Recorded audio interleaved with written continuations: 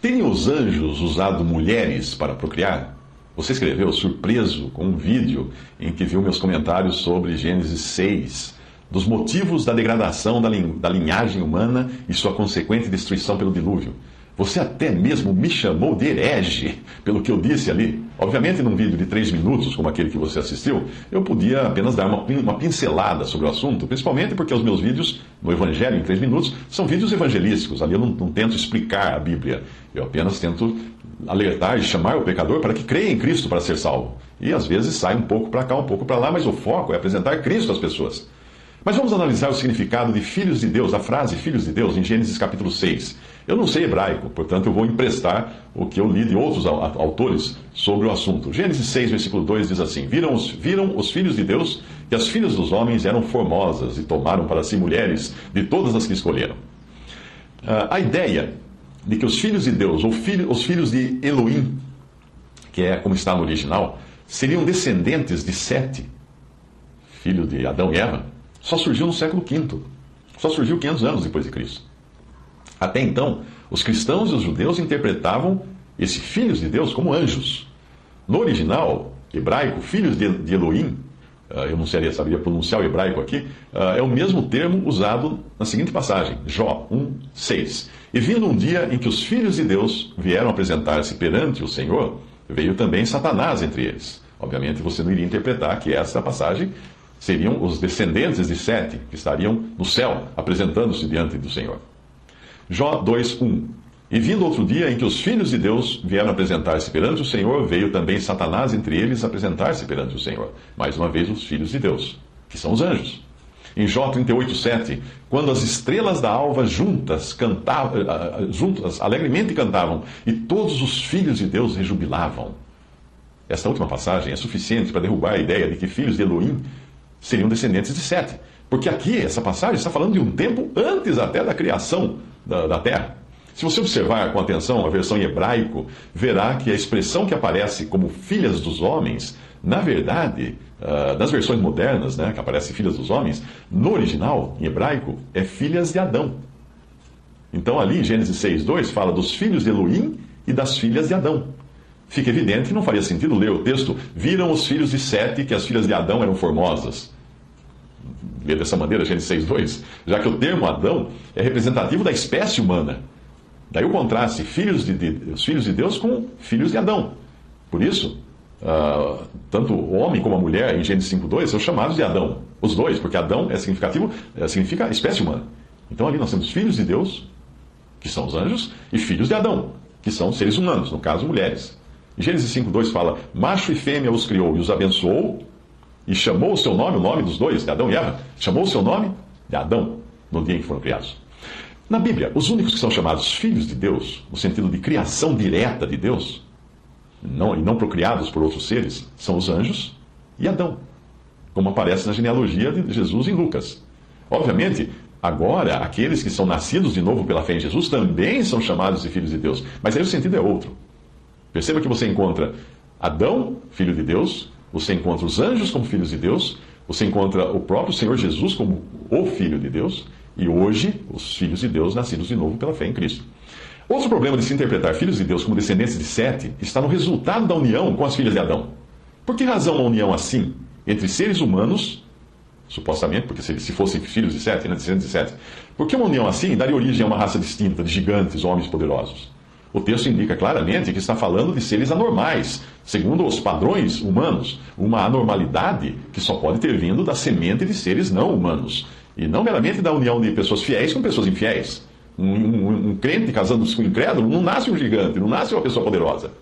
A confirmação do episódio em que os anjos deixaram o seu estado natural e assumiram a forma humana para procriarem está em 2 Pedro. 2 Pedro 2, de 4-5. Porque se Deus não perdoou os anjos que pecaram, mas havendo-os lançado no inferno, a palavra aí original é tártaro, os entregou às cadeias da escuridão, ficando reservados para o juízo, e não perdoou o mundo antigo, mas guardou a Noé, pregoeiro da justiça, com mais 7 pessoas, ao trazer o dilúvio sobre o mundo dos ímpios. Veja que a menção dos anjos que pecaram é feita imediatamente antes da citação do dilúvio. Quando você compara esses 2 versículos com os 2 versículos seguintes, fica claro que Pedro está falando da causa e do efeito. Deus destruiu o mundo porque os anjos não guardaram o seu estado natural. E Deus destruiu Sodoma e Gomorra, porque os seus habitantes procederam impiamente e também não guardando o seu estado natural, do uso natural da mulher. 2 Pedro 2, de 6 a 8. E condenou a subversão às cidades de Sodoma e Gomorra, reduzindo-as a cinza e pondo-as para exemplo aos que vivessem impiamente. E livrou o justo Jó, enfadado da vida dissoluta dos homens abomináveis, porque este justo habitando entre eles, afligia todos os dias a sua alma justa, pelo que via e ouvia sobre as suas obras injustas. Quando você lê Romanos 1, percebe que o abandono da condição natural, seja de anjos, seja de humanos, é repudiado por Deus. Romanos 1, 26 a 27. Pelo que Deus os abandonou, aqui falando de seres humanos, que abandonaram o uso natural das mulheres. Pelo que Deus os abandonou às paixões infames, porque até as suas mulheres mudaram o uso natural, ao contrário da natureza. E semelhantemente também os varões, deixando o uso natural da mulher, se inflamaram em sua sensualidade uns para com os outros, varão com varão, cometendo torpeza e recebendo em si mesmos a recompensa que convinha ao seu erro. Quando Judas menciona o episódio dos anjos, ele igualmente fala de Sodoma e Gomorra e mostra o motivo do juízo de Deus: terem ido após outra carne. No grego, a palavra habitação, que aparece no versículo 6, é a mesma palavra grega que aparece no sentido de corpo celestial em 2 Coríntios 5:2, onde fala: e por isso também gememos, desejando ser revestidos da nossa habitação, que é no céu.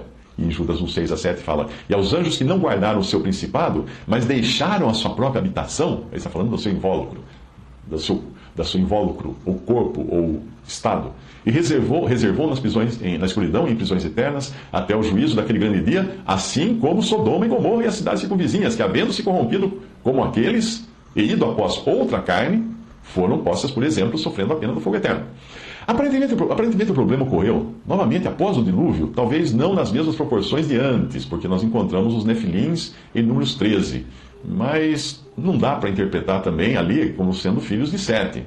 Ou talvez esses nefilins fossem apenas gigantes, como são gigantes hoje algumas pessoas que nascem com gigantismo. Números 13 e 33 diz: também vimos ali os nefilins, isto é, os filhos de Anak, que são descendentes dos nefilins. Éramos aos nossos olhos como gafanhotos, e assim também éramos aos seus olhos. Anakins, ou descendentes de Anak, é uma palavra de origem suméria, que significa aqueles que do céu desceram à terra. O seu argumento de que os filhos de Deus não poderiam ser anjos, com base na passagem de 22:30, não procede, porque ali o Senhor está falando dos anjos no céu. E, obviamente, no seu estado natural e no céu, eles não se casam e não se dão em casamento. A passagem que você citou do Evangelho, que diz que os anjos não se casam nem se dão em casamento. Mas isso no estado deles, de anjos, não quando eles assumem a forma humana. Outro argumento de que apenas Jesus se fez homem pode ser válido no sentido de ter vindo em carne e nascendo da Virgem, mas certamente você encontrará o próprio Senhor Jesus e os anjos assumindo a forma humana num corpo material em algumas passagens das Escrituras. 2 anjos acompanharam o Senhor e até mesmo comeram do assado que foi servido por Abraão em Gênesis. Como é que eles podiam fazer isso? A menos que eles tivessem um corpo material. Gênesis 18, de 2 a 8. Levantando Abraão os olhos, olhou e eis 3 homens de pé em frente dele. Quando os viu, correu da porta da tenda ao seu encontro e prostrou-se em terra. Abraão, pois, apressou-se em ir ter com Sara na tenda e disse-lhe: amassa depressa 3 medidas de flor de farinha e faze bolos. Em seguida correu ao gado, apanhou um bezerro tenro e bom e deu ao criado, que se apressou em prepará-lo. Então tomou queijo fresco e leite e o bezerro que mandara preparar e pôs tudo diante deles, do Senhor e dos 2 anjos, ficando em pé ao lado deles, debaixo da árvore, enquanto eles comiam. Os 2 anjos são os mesmos que visitaram depois Sodoma, e lá, mais uma vez, eles comeram daquilo que Ló lhes preparou.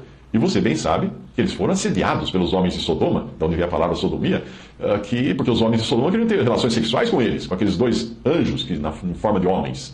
Portanto, fica muito claro que não se tratavam de seres transparentes, flutuando, batendo asas. Aliás, anjos não têm asas, só querubins.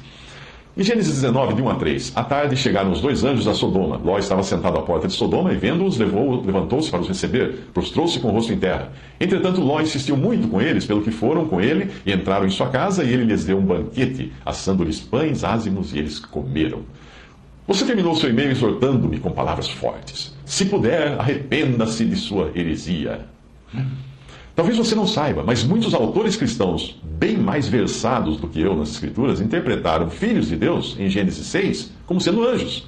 Alguns deles foram Mackintosh, Kelly, John Nelson Darby e outros. Há de se considerar também que a tradição judaica traz a mesma interpretação no livro de Enoque e em outros livros apócrifos. Obviamente não são livros inspirados, mas eles trazem muitas das coisas que os judeus do passado acreditavam. De qualquer modo, é bom ressaltar que eu apenas dei uma pincelada sobre o assunto naquele vídeo que você assistiu de 3 minutos. Mas não era o foco do vídeo, eu estava ali falando das diferentes dispensações apenas. Assuntos como este são tratados na palavra de Deus apenas quando tem alguma relação com o assunto que Deus quer tratar. E é por isso que há muito pouca informação a respeito desse assunto e de outros assuntos na Bíblia.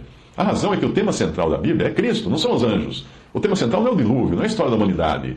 Algumas gotas de informações só são inseridas pelo Espírito Santo no texto quando são necessárias para esclarecer melhor o foco, que é Cristo. Seria errado nós criarmos doutrinas ou até filosofias e religiões, como fazem os esotéricos, com base nessas passagens, porque isso desviaria a atenção do foco. Portanto, eu acredito que nós não podemos especular muito mais do que essas partículas de informação que nos foram deixadas por Deus, na sua palavra. Uma vez tratadas de relance, nós devemos voltar ao tema principal em que convergem todas as coisas: Jesus, o Senhor. Heresias são criadas quando alguma coisa, até mesmo uma coisa correta, é extraída da Bíblia e colocada sob holofotes. Muitas heresias, e na verdade a palavra significa cismas ou divisões, ocorreram com bases em doutrinas corretas, porém abordadas com uma ênfase desproporcional. Portanto, se eu estou tratando desse assunto agora, apenas para esclarecer para você, mas eu sempre gosto de voltar ao assunto principal da Bíblia, que é Cristo. Este sim é o assunto mais importante.